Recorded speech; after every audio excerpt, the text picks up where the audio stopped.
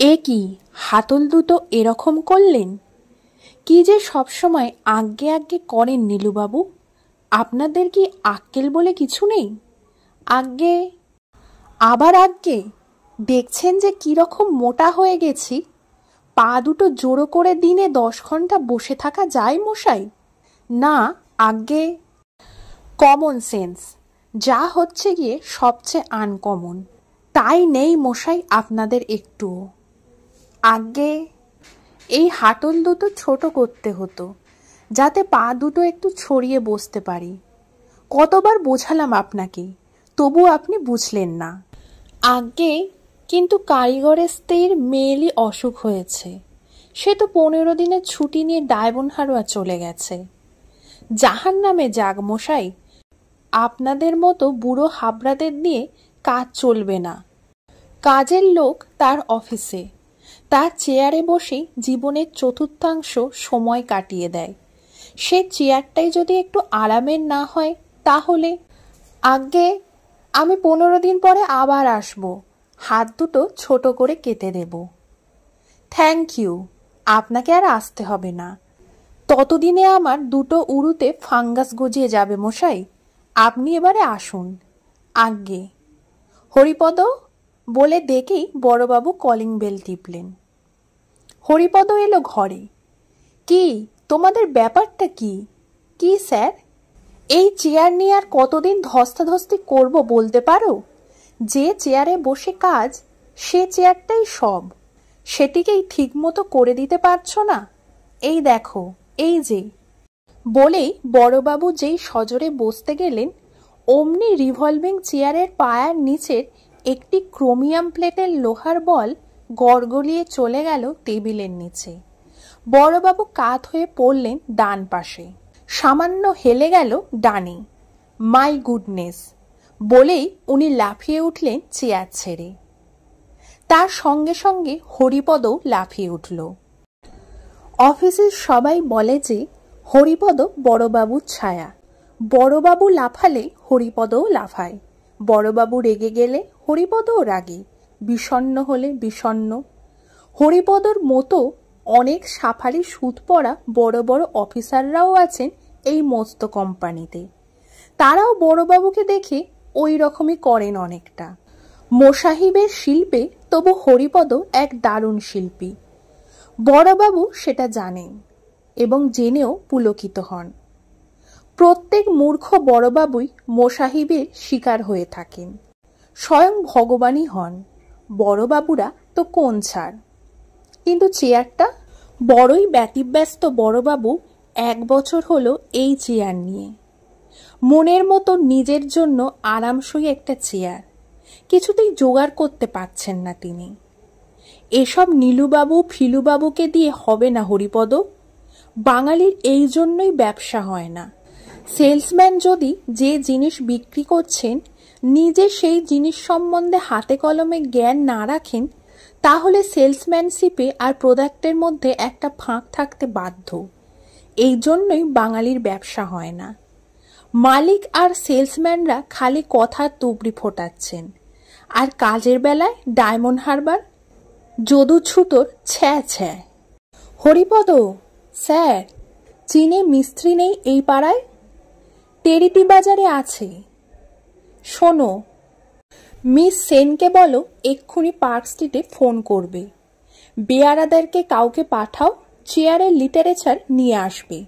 Sir, চীনে ছুতোরের কাছে যাও, মাপ মতো একটা চেয়ার এনে দিতে পারলে না তোমরা? ওয়ার্থলেস সব। যে কোম্পানির বড় সাহেবের চেয়ার ঠিক থাকে না তা উঠে যেতে বাধ্য, লালবাতি জ্বলে যাবে।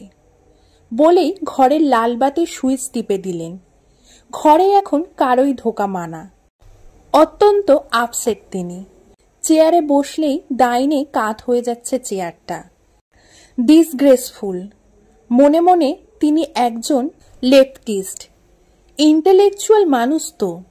ডাইনে এমন কেথরে বসে থাকতে দেখলে লোকে কি বলবে? ছ্যা। ঘণ্টাখানেকের মধ্যে হরিপদ পার্ক স্ট্রিট থেকে ছবি টবি আঁকা লিটারেচার নিয়ে এলো। এক্সিকিউটিভ চেয়ার, সিংহাসনের মতো, এত উঁচু যে তাতে বসে তার টেবিলের সামনের উল্টো দিকে যারাই বসবেন তাদের পিগমি বলে মনে হবে। মডার্ন ম্যানেজমেন্টের এও একটা ভাঁওতা। মানুষের ভিতরের জিনিস যতই কমছে তার চেয়ারের উচ্চতা ও প্রস্থ ততই বাড়ছে। না, বড় সাহেবের চেয়ারটা বেঁথে খাতো গোলগাল। ওই চেয়ারে বসলে তিনি নিশ্চয়ই চেয়ারটার পটভূমিতে বেপাত্তা হয়ে যাবেন, চলবে না। হরিপদ স্যার, চিনে মিস্ত্রি স্যার। চিনে মিস্ত্রি এলো ঘণ্টাখানেক পর। দর্জিকে যেমন করে ট্রাউজারের মাপ দেন তেমন করে তার পশ্চাৎ দেশে উরু, কোমর, ঘাড় ইত্যাদির মাপ দিলেন বড়বাবু।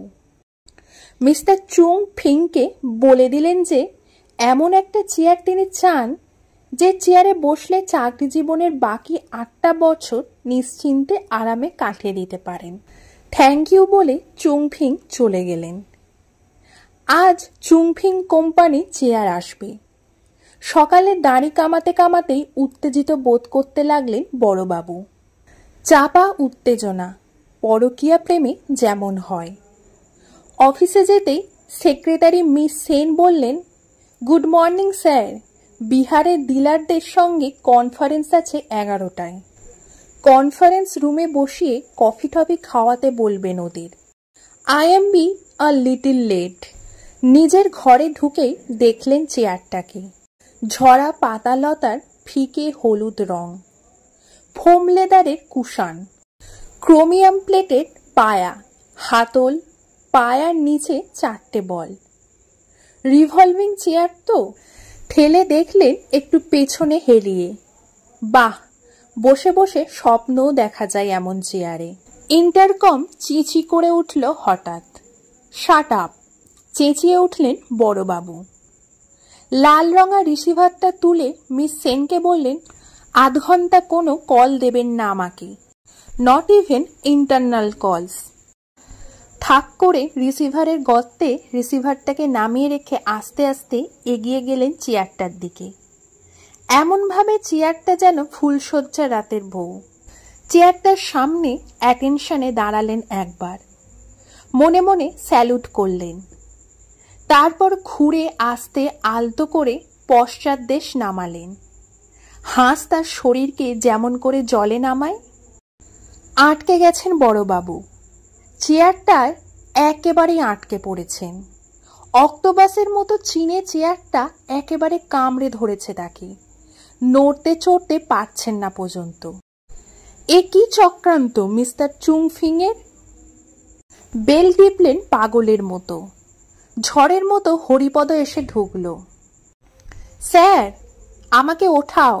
স্যার, আমাকে চেয়ার থেকে তোলো, চেয়ারের সঙ্গে আটকে গেছি আমি।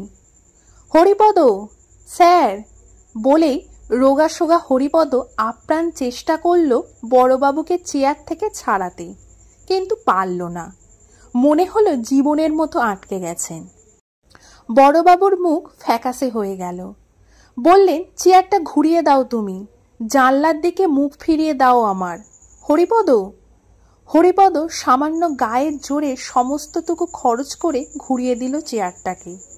সহজেই ঘুরে গেল সেটা। যাও হরিপদ। হরিপদ চলে যাচ্ছিল ঘর ছেড়ে। বড়বাবু ডাকলেন, বললেন, শোনো, কাউকে কিছু বলো না।